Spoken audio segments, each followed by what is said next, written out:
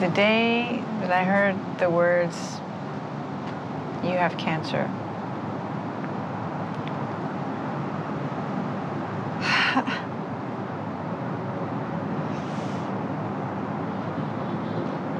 the time stopped.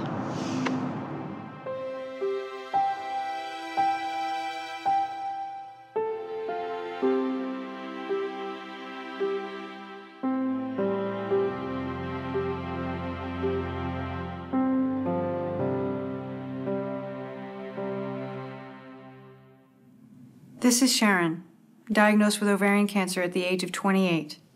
And this is me today, 7 years later, cancer-free. Ovarian cancer is a quietly devastating disease. I know. I'm a survivor. It doesn't capture the public's attention the way breast cancer does. There's no self-exam we can do or a screening test like a mammogram, at least not yet. In fact, in many cases, the symptoms of ovarian cancer aren't obvious at all, which has led many to refer to it as the whisper. Some whisper. Ovarian cancer is the deadliest form of gynecologic cancer. Each year in this country, more than 21,000 women will learn that they have this terrible disease, and about 15,000 will die from it. Every woman who dies leaves behind a family, a circle of loved ones, and an entire community that is changed forever. This program is about listening to that whisper, learning about ovarian cancer, and fighting back. It's terrifying. It's like your worst nightmare. It's everything I imagined going wrong in my life, I sort of saw it happen at that moment. It's almost like a death of a family member. You experience certain stages, and I believe the first one is shock and disbelief, and after that becomes grief. And the grief is not only of having the diagnosis, it's also of what you've lost, and your life is never going to be the same.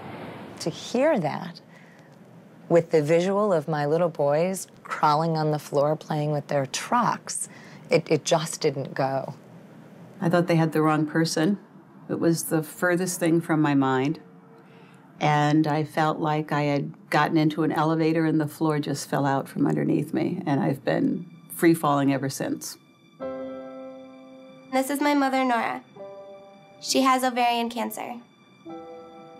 Well, I have a couple of concerns. One is on the motherly side, where I'm afraid she's not ready for me to go.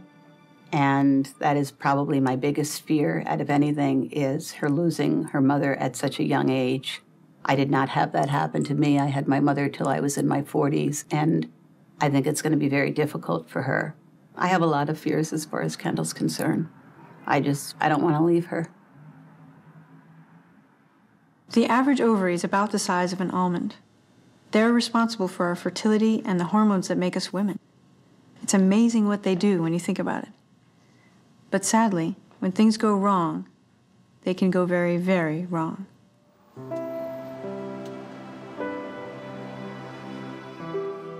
Because of where the ovaries are located, they're very difficult to feel, to palpate, and also extremely difficult to image.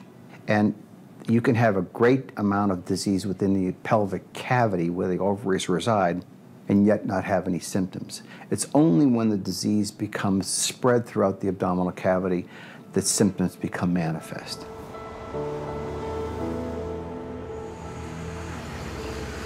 How do you detect ovarian cancer?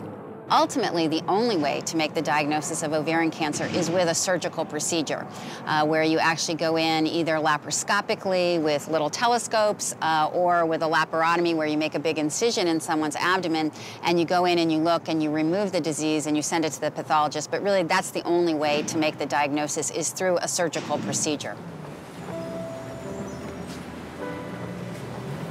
I've had many patients who've had a car accident and had a CAT scan in the emergency room and found an ovarian cancer. Or a patient who's having her gallbladder out and doing a laparoscopy and they happen to look in the pelvis and see an early ovarian cancer. Or fibroids and they happen to find an early ovarian cancer. You don't want to call the car accident lucky, but I've had many patients say that car accident saved my life because we found stage 1 ovarian cancer.